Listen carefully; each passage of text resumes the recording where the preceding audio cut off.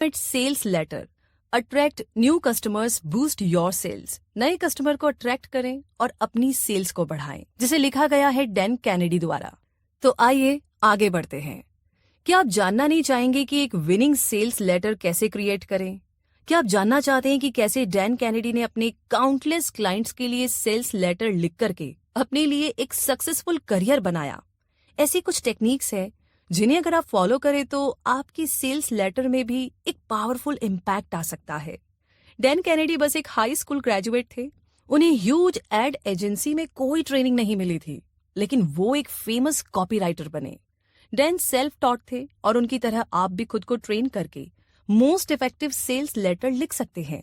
बिल्कुल, आप में वो एबिलिटी है क्योंकि आप अपने प्रोडक्ट और बिजनेस को दूसरों से बेटर जानते हैं। और सबसे इंपॉर्टेंट चीज ये है कि हम में से कोई भी अच्छा सेल्स लेटर लिखना सीख सकता है।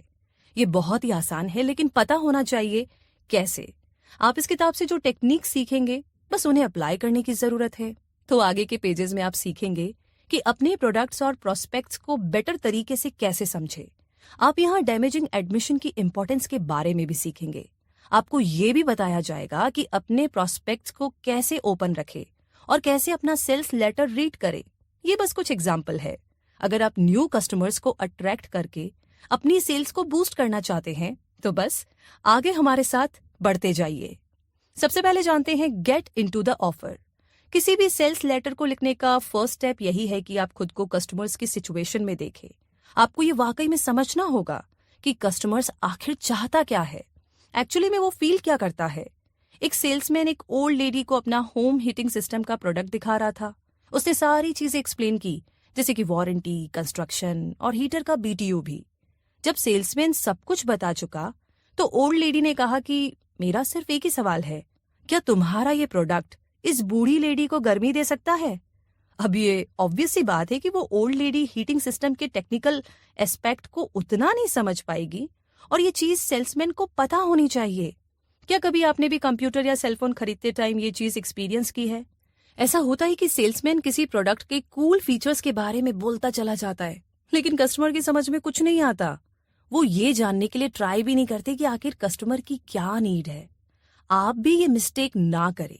जो सेल्स लेटर आप भेजेंगे उन्हें एक्चुअली लोग पढ़ते हैं। उनकी जो फीलिंग्स है, कंसर्न है, उसे आपको एड्रेस करना है। अगर आप उनकी सिचुएशन नहीं समझेंगे या उनसे रिलेट नहीं करेंगे तो उन तक आपका मैसेज नहीं पहुंच पाएगा। इसीलिए जरूरी है कि उनके पॉइंट ऑफ व्यू से देखा जाए। एक टाइम ऐसा था जब डैन कैनेडी को रियल एस्टेट एजेंट्स के लिए सेल्स लेटर लिखने पड़ते थे। वो खुद कभी रियल एस्टेट बिजनेस में नहीं थे, तो उन्होंने पहले खुद को एजुकेट किया। वो लाइब्रेरी में जाकर रियल एस्टेट से रिलेटेड जर्नल्स पढ़ा करते थे। यहाँ तक कि एक बार वो रियल एस्टेट एजेंट को लंच पर लेकर गए और उससे ढेर सारे सवाल पूछे। डैन इस पॉइंट तक चले गए कि वो खुद को सचमुच का रियल एजेंट समझने लगे। अपने सेल्स लेटर में आपको ये नहीं बताना है कि आपके लिए क्या इंपॉर्टेंट है, जैसे कि अपनी कंपनी या प्रोडक्ट के एडवांटेजेस क्या है, बल्कि जो लोग ये सेल्स लेटर पढ़ेंगे उनके लिए क्या इंपॉर्टेंट है, आपको ये बताना है। आपको पता होना चाहिए कि उनके कंसर्न क्या है, उनकी कंप्लेंट्स क्या है, उन्हें क्या चाहिए और उन्हें क्या खुश रखेगा। इस तरीके से आपका सेल्स लेटर एक्चुअली में सेल्स करेगा। आगे बढ़ते हैं, जानते हैं अब गेट इनटू द कस्टमर। जी हाँ, जिन लोगों तक आपका सेल्स लेटर पहुंचने वाला है उनके बारे में आपको सब कुछ मालूम होना चाहिए, और साथ ही जो आप बेच रहे हैं उसके बारे में भी सब पता होना चाहिए। अगर आप अपने लेटर में कोई प्रोडक्ट बेच रहे हैं तो पहले खुद उस प्रोडक्ट को ट्राई करें, उसे यूज करें और चेक करें कि वो कैसा है। आपको उस प्रोडक्ट को अंदर बाहर अच्छे से जानना होगा। और अगर आपकी सेल्स लेटर किसी सर्विस के बारे में है तो उसे भी ट्राई करके देखें, या उन लोगों से बात कीजिए जिन्होंने वो सर्विस सब्सक्राइब की है। डैन कैनेडी किसी भी प्रोडक्ट या सर्विस जो उन्हें प्रमोट करनी है उसके बेनिफिट्स अलग से स्मॉल कार्ड्स में लिख लेते हैं, फिर उन्हें बुलेटिन बोर्ड पर पिन कर लेते हैं ताकि सेल्स लेटर लिखते टाइम उन कार्ड्स पर उनकी नजर रहे। डैन उनके इंपॉर्टेंस के हिसाब से भी ऑर्गेनाइज कर लेते हैं। फीचर से ज्यादा आपको अपने स्टफ के बेनिफिट्स पर फोकस करना चाहिए। ये बात माइंड में रखिए अच्छे से कि लोग किसी प्रोडक्ट के फीचर देख करके उसे नहीं खरीदते, बल्कि वो प्रोडक्ट उनके किस काम आएगा ये सोचकर खरीदते हैं। जैसे कि आप एक 50 इंच का वाइड स्क्रीन टीवी इसीलिए खरीदते हैं ताकि आप उसे अपनी पूरी फैमिली के साथ बैठ करके एंजॉय कर सके। इस तरीके से आप कोई फोन इसलिए नहीं लेते क्योंकि उसमें 32 मेगापिक्सल्स है, बल्कि इसलिए लेते हैं ताकि उससे आप अपनी लाइफ के ग्रेट मोमेंट्स की बढ़िया और क्लियर पिक्चर्स को ले सके। तो बात जब सेल्स लेटर लिखने की है तो एक और सीक्रेट इंग्रेडिएंट्स है और वो है यूज ऑफ हिडन बेनिफिट्स। आपको अपने प्रोडक्ट के ऐसे बेनिफिट्स सोचने होंगे जो ऑब्वियस नहीं है, यानी ऐसे फायदे जो कस्टमर को इजीली नजर नहीं आते लेकिन वो कस्टमर्स के लिए बड़े काम की चीज है ना इंटरेस्टिंग। पेमला येलेन एक मार्केटिंग इंस्टीट्यूट की सीईओ है। एक बार उन्होंने लाइफ इंश्योरेंस कंपनी के एग्जीक्यूटिव और टॉप एजेंट्स के लिए एक सेमिनार रखा था। ये सेमिनार न्यू एजेंट्स को रिक्रूट करने के बेस्ट तरीकों के बारे में था और जब ब्रेक हुआ तो पेमेला ने नोटिस किया कि उनके क्लाइंट्स सिर्फ एक चीज के बारे में बात कर रहे थे और वो था गोल्फ। तो पेमेला ने इस हिडन बेनिफिट का एडवांटेज लिया। उन्होंने एक प्रिंटेड एड क्रिएट किया जिसमें ये हेडलाइंस लिखी थी, puts recruiting on auto pilot so you can play golf. यानी कि उनके सेमिनार अटेंड करने का बेनिफिट ये है कि इंश्योरेंस कंपनी के लोग कम से कम टाइम में गुड एजेंट्स रिक्रूट करना सीख सकते हैं। तो उसमें हिडन बेनिफिट ये है कि उनके पास जो एक्स्ट्रा टाइम बचता है उसमें वो गोल्फ खेल सकते हैं। और इस तरीके से इस प्रिंटेड एड की वजह से पेमेला को अपने सेमिनार के लिए काफी सारे क्लाइंट्स मिले। तो आप भी कुछ ऐसा कर सकते हैं। चलिए आगे जानते हैं। Create a damaging admission and address flaws openly. जी हाँ, आपके प्रोडक्ट में जो भी ड्रॉबैक्स या फ्लॉज हो वो आप अपने कस्टमर्स को जरूर बताएं, क्योंकि परफेक्ट कुछ भी नहीं होता। ऐसा कुछ जरूर होगा आपके प्रोडक्ट में जो लोगों को पसंद ना आए, और अगर आप अपने सेल्स लेटर में अपने फ्लॉज डायरेक्टली बताते हैं, कमियों को डायरेक्टली बताते हैं, तो कस्टमर आपको कम नेगेटिव रिएक्शन देंगे और साथ ही उन्हें लगेगा कि आप में क्रेडिबिलिटी भी है। एक डॉक्टर था जिसे एक कंपनी की तरफ से कई सारे सेल्स लेटर मिला करते थे। वो डॉक्टर उन सभी प्रोडक्ट्स में इंटरेस्टेड भी था और उसके पास उन्हें लेने के पैसे भी थे। लेकिन जब डैन कैनेडी ने उससे पूछा कि भाई तुम ये प्रोडक्ट क्यों नहीं खरीदते, तो उस डॉक्टर ने जवाब दिया कि वो प्रोडक्ट इतने अच्छे लगते हैं कि उन पर यकीन नहीं होता, क्योंकि उन सेल्स लेटर ने ये आइडिया दिया कि उनके प्रोडक्ट में कोई कमी ही नहीं है। अब नेचुरल सी बात है कि वो डॉक्टर स्केप्टिकल था, थोड़ा सा शकी था कि उसे वो प्रोडक्ट्स ट्राई करने चाहिए या नहीं। किसी भी मार्केटर को लोगों के रिएक्शन के लिए ना तैयार रहना चाहिए। उसे ये बात अपने सेल्स लेटर में एड्रेस करनी चाहिए। उस डॉक्टर को जो सेल्स लेटर मिलते थे उनकी सेल्स बढ़ सकती थी अगर वो अपने लेटर में प्रोडक्ट्स के फ्लॉज या उनकी कमियों को भी मेंशन करते। तो यहाँ हम एक स्मॉल टाउन इटालियन रेस्टोरेंट के सेल्स लेटर का एग्जाम्पल लेंगे जिसमें लिखा था, अगर आप एक्सपेक्ट करते हैं कि वेटर 3 पीस सूट में हो, मेन्यू कार्ड में लिखी हुई डिशेस आप पढ़ ना सके और वाइन हाई प्राइस में मिले, तो हमारा ये छोटा सा रेस्टोरेंट आपके लिए नहीं है। लेकिन अगर आपको एक इटालियन मॉम के हाथ का पका घर जैसा पास्ता चाहिए और आपको प्लास्टिक टेबल क्लॉथ से कोई प्रॉब्लम ना हो, तो हमारे यहाँ आपका वेलकम है। इस तरह अपनी फ्लॉज यानी कि अपनी कमियां खुद ही एडमिट करके इस इटालियन रेस्टोरेंट ने खुद को कस्टमर्स की कंप्लेंट से बचा लिया। यही नहीं, इसने तो खुद को कंपटीशन से भी दूर कर दिया। इस टाइप के सेल्स लेटर से रेस्टोरेंट की क्रेडिबिलिटी बढ़ गई और टाउन के लोगों को एक इंटरेस्टिंग स्टोरी भी मिली। है ना इंटरेस्टिंग? आगे बढ़ते हैं और जानते हैं get your sales letter read, जो बहुत ही इंपॉर्टेंट है। जब आप अपना सेल्स लेटर भेजते हैं तो इस बात के काफी ज्यादा चांस है कि लोग इसे पढ़े ही नहीं और सीधे ट्रैश कैन में डाल दे। इसीलिए आपके सेल्स लेटर का सब्जेक्ट पर्सनलाइज्ड होना चाहिए, ये इंटिमिडेटिंग बिल्कुल ना हो, और सबसे इंपॉर्टेंट बात ये है कि इससे ऐसा बिल्कुल भी ना लगे कि आप कुछ सेल करना चाहते हैं, बेचना चाहते हैं। अगर आपके प्रोस्पेक्ट के इनबॉक्स में आपके सेल्स लेटर का सब्जेक्ट कुछ ऐसा हो, खरीदो खरीदो खरीदो, तो पक्का है कि इसे इग्नोर किया जाएगा। तो इसीलिए ये इतना इंटरेस्टिंग होना चाहिए कि इसे पाने वाला इसे खोले बिना ना रह पाए। लेकिन कैसे? आपके सेल्स लेटर में ऐसा कुछ शो होना चाहिए जो बड़े काम का लगे, जो उस कस्टमर के लिए बड़ा वैल्यूबल और इम्पोर्टेंट हो। नॉर्मली जब आप किसी कस्टमर को अपना सेल्स लेटर भेजते हैं तो वो उसे एक डिस्ट्रैक्शन की तरफ फील करता है। तो ऐसा आपके सेल्स लेटर के साथ ना हो, इसके लिए कुछ ऐसी हेडलाइंस को आप यूज कर सकते हैं जो सामने वाला पढ़ने पर मजबूर हो जाए। जैसे कि एग्जाम्पल के लिए, they don't think I could but I did. जैसे कि अगर आपको पियानो ट्यूटोरियल वीडियोस सेल करने हैं तो अपनी हेडलाइन कुछ ऐसी रखिए, they laughed when I sat down at the piano but not when I started to play. लोग अंडरगोइंग स्टोरीज बड़े इंटरेस्ट से पढ़ते हैं, इसीलिए ऐसे हेडलाइंस बिकते हैं, क्योंकि वो एक अंडरडॉग को चैलेंजेस फेस करने के बाद सक्सेसफुल होते हुए देखना चाहते हैं, और ये आपके लिए एक एडवांटेज है। नेक्स्ट विनिंग सब्जेक्ट है आर यू, यानी कि क्वेश्चन मार्क। अब जैसे एग्जाम्पल के लिए आप कोई एयर फ्रेशनर बेचते हैं तो उसकी हेडलाइन कुछ ऐसी हो, are you ashamed of the smell in your house. इस टाइप के सब्जेक्ट रीडर्स की क्यूरियोसिटी को बढ़ाते हैं। ये उनके लिए एक एक्साइटिंग चैलेंज भी होता है। वैसे एक और स्ट्रॉन्ग हेडलाइन है हाउ आई। अगर आपका प्रोडक्ट एक कोचिंग सेशन या वीडियो सेमिनार है तो आपका सब्जेक्ट कुछ ऐसा हो, how I turn a troubled company into a personal Fortune. अब ये लाइन एक फर्स्ट पर्सन के एक्सपीरियंस से है, इसीलिए ये ज्यादा इफेक्टिव लगेगी। अगर रीडर्स आपके लेटर पर क्लिक करते हैं तो वो ऐसी सक्सेस स्टोरीज को पढ़ना पसंद करेंगे और आपके लेटर से कुछ इंपॉर्टेंट वैल्यू भी सीख सकते हैं। अगली लाइन है हाउ टू, जो कि एक सिंपल स्ट्रेट फॉरवर्ड हेडलाइन है, लेकिन इसे अंडर एस्टिमेट मत कीजिए क्योंकि ये बड़ी पावरफुल है। ये रीडर्स की अर्जेंट नीड्स का सोल्यूशन देती है। जैसे एग्जांपल के लिए how to collect form social security at any age. अगर आप अपने प्रोस्पेक्ट को एक पर्टिकुलर ढंग से एड्रेस करें तो इसकी इफेक्टिवनेस और भी बढ़ जाएगी। इस तरह की हेडलाइंस कुछ ऐसी होगी, for the executive with work left over every day, how to delegate without worry, या फिर for busy doctors, how to educate new patients in half the time. Finally आप ये वाली लाइंस भी यूज कर सकते हैं, सीक्रेट ऑफ, क्योंकि हर किसी को सीक्रेट जानना है। खैर, जो भी आपके प्रोस्पेक्ट हो उनके लिए ये सब्जेक्ट इग्नोर करना मुश्किल हो जाएगा। जैसे कि आप कुछ ऐसा लिख सकते हैं, secrets of for champion golfer's, या फिर secrets of a big time stock market investor. तो इन लाइंस के बारे में ध्यान से सोचिएगा कि कहां आप इन्हें यूज कर सकते हैं। वैसे अगली लाइन मेरे सामने है, वो है बीट द प्राइस बुगाबू। जी हाँ, प्राइस भी एक फैक्टर है जिसके बारे में कस्टमर सोचता है, लेकिन उनके लिए डील बन भी सकती है और ब्रेक भी हो सकती है।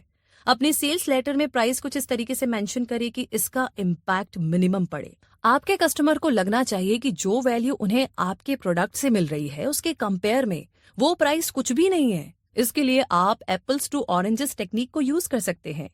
यानिक silver get fit while you sit नाम की एक फिटनेस ई बुक बेचता है। लोग इस बुक को उसकी वेबसाइट www.getfitwhileyousit.com से इसकी कॉपी को $29 रेट में खरीद सकते हैं। यानिक वो अपनी इस ई बुक को ई बुक्स या फिटनेस वीडियो से कंपेयर नहीं करता, बल्कि वो अपने सेल्स लेटर में लिखता है कि एक ई बुक के लिए $29 बहुत ही छोटा प्राइस है। इसे वो एक्सपेंसिव जिम इक्विपमेंट और जिम मेंबरशिप लेने और पर्सनल ट्रेनर हायर करने से होने वाले सारे खर्चों से कंपेयर करता है। आप देख सकते हैं कि यानिक कैसे अपने एप्पल के प्राइस को दूसरे एप्पल से कंपेयर नहीं करता, बल्कि अपना एप्पल के प्राइस को ऑरेंजेस से कंपेयर करके देखता है। इस तरह उसने अपने प्रोडक्ट की वैल्यू बढ़ा दी और इसका प्राइस भी जस्टिफाई कर दिया।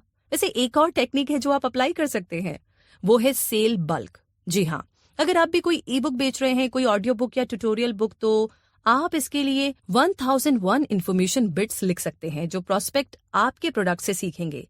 इसे ही बल्क सेलिंग बोलते हैं। ऐसे बल्क ऑफ एडवांटेज के बारे में सोचे जो आप अपने कस्टमर्स को दे सकते हैं। ऐसा करके आपके प्रोडक्ट का प्राइस उसकी वैल्यू के सामने काफी छोटा लगेगा। सोचिए कि आप फ्रेश एप्पल बेच रहे हैं, तो बजाय ये बोलने के कि an apple a day keeps the doctor away, आप एप्पल के सारे विटामिन्स और मिनरल्स के बारे में बता सकते हैं, या फिर इन न्यूट्रिएंट्स के हेल्थ बेनिफिट्स भी मेंशन कर सकते हैं। आप अपने रीडर्स को बताइए कि उन्हें डिफरेंट टाइप का फूड लेने की जरूरत नहीं पड़ेगी। अगर वो सिर्फ आपका एप्पल खाए तो भी काफी है।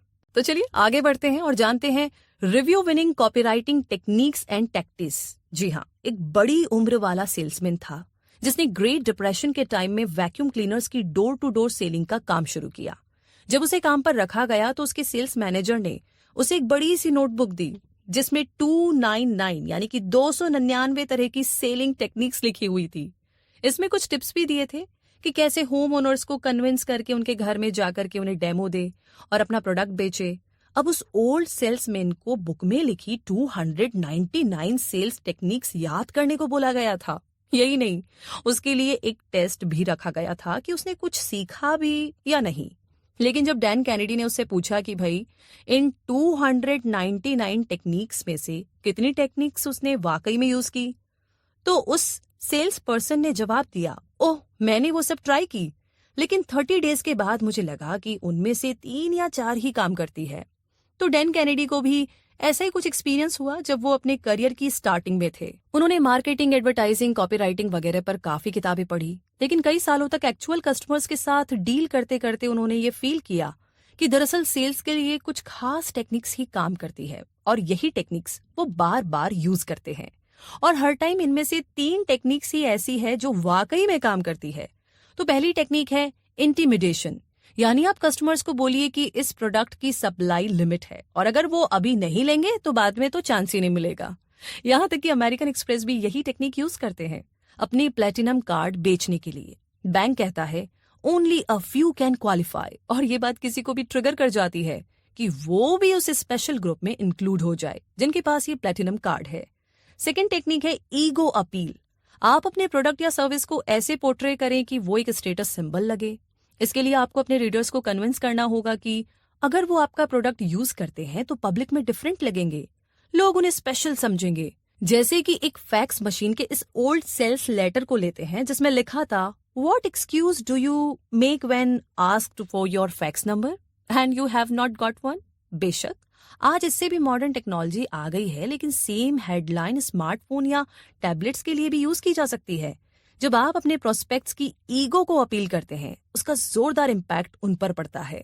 वो सोसाइटी में अपनी वैल्यू को शो करना चाहते हैं। अब चाहे जो भी आपका प्रोडक्ट हो, आप उसे ऐसे प्रेजेंट कीजिए कि कस्टमर्स को लगे आपका प्रोडक्ट यूज करके वो सोसाइटी में अपनी शान बढ़ा सकता है। तीसरी टेक्निक है to be a story teller. एक विनिंग सेल्स लेटर का एक इंपॉर्टेंट पार्ट स्टोरी भी है, क्योंकि हर किसी को एक अच्छी कहानी पसंद होती है। और ये याद रखिए कि अपने सेल्स लेटर में वैल्यू की बात सबसे पहले मेंशन कीजिए जो आप कस्टमर को देने वाले हैं। उन्हें ऐसा ना लगे कि आप उन्हें खरीदने के लिए फोर्स कर रहे हैं। लेकिन अगर आप उन्हें एक बढ़िया स्टोरी सुनाते हैं तो रीडर्स को बहुत मजा आएगा और वैल्यूएबल लेसन भी मिलेगा। टेरिन गारमैन आयोवा में एक प्रिजन गार्ड की जॉब करते थे। फिर उसने करियर चेंज करने का सोचा और रियल एस्टेट इन्वेस्टर और ब्रोकर बन गया। बाद में अपनी एबिलिटी टू सेल की वजह से डेरिन एक मिलेनियर बना। उसके सक्सेस का एक सीक्रेट ये भी था कि वो एक्सीलेंट सेल्स लेटर लिखा करता था और उसमें वो हमेशा अपनी रैग टू रीचेस वाली लाइफ स्टोरी और अपने पर्सनल एक्सपीरियंस को मेंशन करता था। तो चलिए इसी के साथ आगे मेंशन करते हैं और बात करते हैं अगले चैप्टर और अगले टॉपिक की, जो है राइट द फर्स्ट ड्राफ्ट। जी हाँ, इस स्टेप के लिए आपको बैठ करके ना अपने लिए सेल्स लेटर लिखना चाहिए। जो कुछ आपने अब तक सीखा उसे ध्यान में रखें, बिल्कुल टेंशन फ्री होकर के अपना ड्राफ्ट लिखें। किसी तरह की ग्रामर करेक्शन या नेगेटिव फीडबैक या सेल्स लेटर की लेंथ की बिल्कुल भी फिक्र ना करें, बस लिखते जाइए और पूरा ड्राफ्ट लिखने के बाद उसे एडिट करें। जब डैन कैनेडी लिखते हैं तो उनका पहला ड्राफ्ट नॉर्मली काफी लंबा होता है, क्योंकि जो भी आइडिया उनके माइंड में आता है वो उन सबको उसमें इंक्लूड करना चाहते हैं और फिर बाद में उसकी एडिटिंग कर लेते हैं। इन लेटर्स को एनवेलप्स के साथ पर्सनली हर प्रोस्पेक्ट को एड्रेस करके सेंड किया जाता है। आजकल न्यू टेक्नोलॉजी जैसे कि ईमेल्स और वीडियोस भी यूज की जाती है। आप भी इस तरीके से अपने फर्स्ट ईमेल या वीडियो स्क्रिप्ट के लिए ड्राफ्ट लिख सकते हैं और सेम प्रिंसिपल को अप्लाई कर सकते हैं। चाहे तो आप अपने सेल्स लेटर डायरेक्ट मेल से या इलेक्ट्रॉनिक मेल या वीडियो के थ्रू भी सेंड कर सकते हैं। आजकल सेल्स वीडियो बनाना काफी इजी और इफेक्टिव हो गया है। अगर आप इस किताब में मेंशन टेक्निक्स हैं तो आप उनसे सीखिए, उन्हें यूज कीजिए, तो आपको भी ट्रेडिशनल सेल्स लेटर की तरह ही कस्टमर्स का सेम पॉजिटिव रिस्पांस मिलेगा। तो अभी सारी टेंशन भूल करके अपने सेल्स लेटर का फर्स्ट ड्राफ्ट लिखना शुरू कर दीजिए। और इसी के साथ मैं आगे बढ़ती हूँ अगले टॉपिक पर, जो है रीराइट फॉर स्ट्रैटेजी। आइए जानते हैं। अगर आपका सेल्स लेटर काफी लंबा हो गया है तो टेंशन की कोई बात नहीं। अगर रीडर आपके प्रोडक्ट में इंटरेस्टेड होगा तो वो आपका लेटर एंड तक पढ़ेगा, चाहे कितना भी लंबा ही क्यों ना हो। और जो इंटरेस्टेड नहीं है वो तो इसे खोलेगा भी नहीं। लेकिन कोई बात नहीं, क्योंकि आप ये लेटर इंटरेस्टेड क्लाइंट्स के लिए लिख रहे हैं, फिर चाहे वो कम नंबर में ही क्यों ना हो। डैन कैनेडी नॉर्मली 4 से 16 पेजेस के सेल्स लेटर लिखते हैं और वो इसकी लेंथ को लेकर के ज्यादा टेंशन नहीं लेते। वो अपने क्लाइंट्स को पूरी इन्फॉर्मेशन देना चाहते हैं, उन्हें एक अच्छी स्टोरी सुनाना चाहते हैं। आपको भी अगर अपना सेल्स लेटर रीराइट करना पड़े तो उसे छोटा करने के लिए नहीं, बल्कि और भी पावरफुल बनाने के लिए रीराइट करें। अगर आपने भी अपना फर्स्ट ड्राफ्ट रेडी कर लिया है तो इन गाइडलाइंस के हिसाब से आप उसे रीराइट कर सकते हैं। फर्स्ट वाला है frustrate the English teacher. Sales letter में करेक्ट ग्रामर फॉलो नहीं की जाती, बल्कि इन्हें कॉन्वर्सेशनल वे में लिखा जाता है। ऐसा लगना चाहिए जैसे आप किसी फ्रेंड से बात कर रहे हैं। जैसे एग्जांपल के लिए, it is a fact, it is guaranteed, it is proven. हालांकि किसी ग्रामर टीचर को इस टाइप की चॉपी लाइंस बिल्कुल पसंद नहीं आएगी, लेकिन सेल्स लेटर के लिए ये ना बहुत इफेक्टिव है सच में। सेकेंड गाइडलाइन है increase readership with the double readership path. जी हाँ, सिंपल भाषा में मैं बोलूँ तो आपको 2 टाइप के रीडर्स को अपील करना है। कुछ रीडर्स इम्पल्सिव होते हैं, जो इम्पल्स में आकर जल्दीबाजी में आकर के चीजें खरीद लेते हैं, और कुछ एनालिटिकल टाइप के रीडर्स होते हैं जो किसी भी चीज को लेने से पहले उसे रैशनलाइज करते हैं, उसकी जांच पड़ताल करते हैं। तो इम्पल्सिव प्रोस्पेक्ट जोश में आकर के कार तक ले लेते हैं। उनकी थिंकिंग कुछ ऐसी होती है, मैं ये कार लूंगा क्योंकि ये बड़ी शाइनी और रेड कलर की है। लेकिन एनालिटिकल प्रोस्पेक्ट्स पहले रिसर्च करेंगे, फिर सारी इंफॉर्मेशन के बाद ही उस कार को लेंगे। तो अपने सेल्स लेटर में आपको इन दोनों टाइप के प्रोस्पेक्ट्स को अपील करना है, लेकिन कैसे?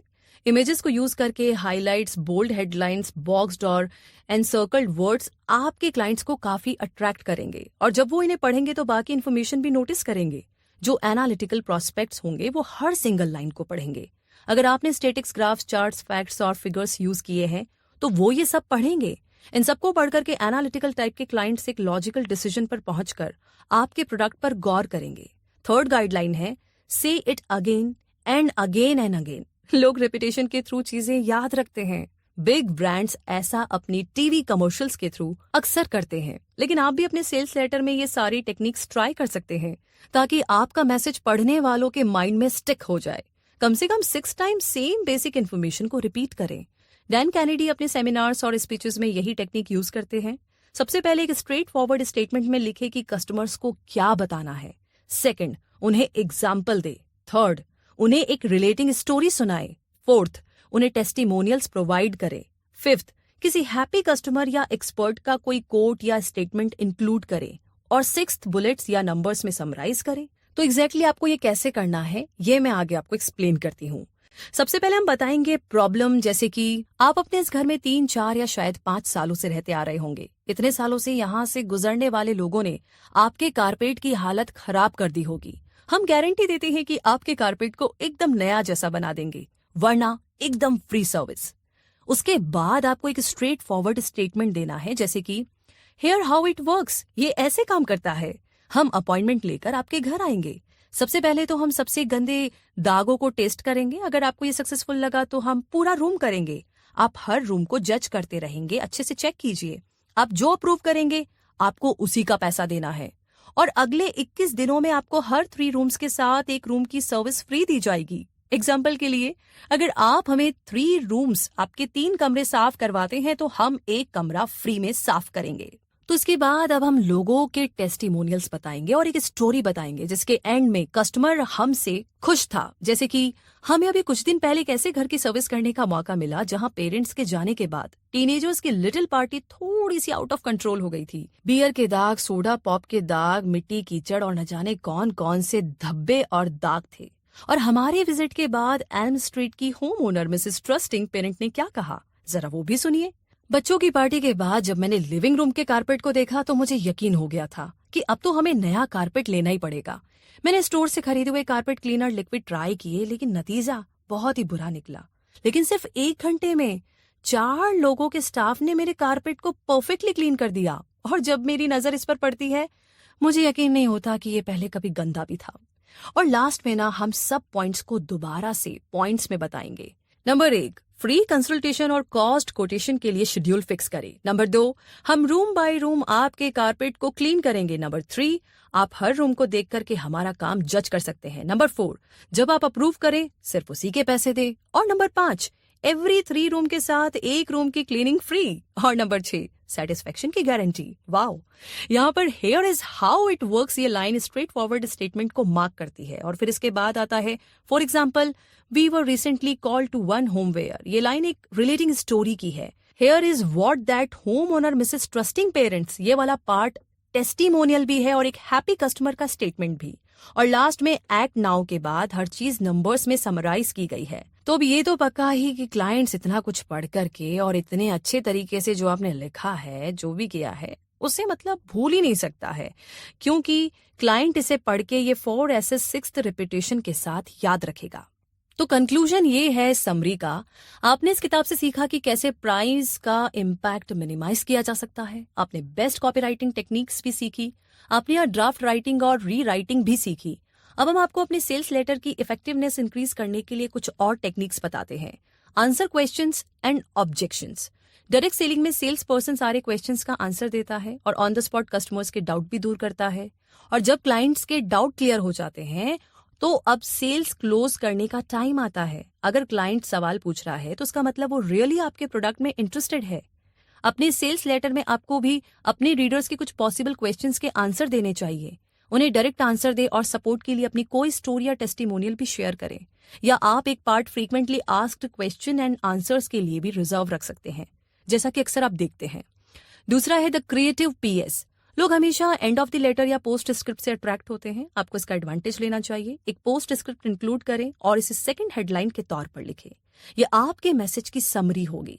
एक बढ़िया ढंग से लिखा पोस्ट कार्ड आपके प्रोस्पेक्ट को पूरा सेल्स लेटर पढ़ने के लिए मजबूर कर सकता है। तीसरा है चेक द चेकलिस्ट।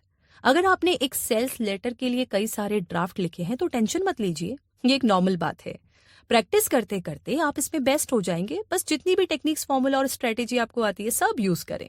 जितना आप लिखेंगे उतनी ही आपकी राइटिंग स्किल इंप्रूव होगी। तो ट्रेडिशनल सेल्स लेटर आजकल काफी रेयर हो गए हैं, क्योंकि अब ईमेल्स या वीडियोस के थ्रू सेल्स लेटर बनाना काफी इजी हो गया है। लेकिन चाहे तरीका कोई भी हो, अंडरलाइंग प्रिंसिपल हमेशा सेम रहेंगे और प्रोस्पेक्ट्स का नेचर भी हमेशा सेम रहता है।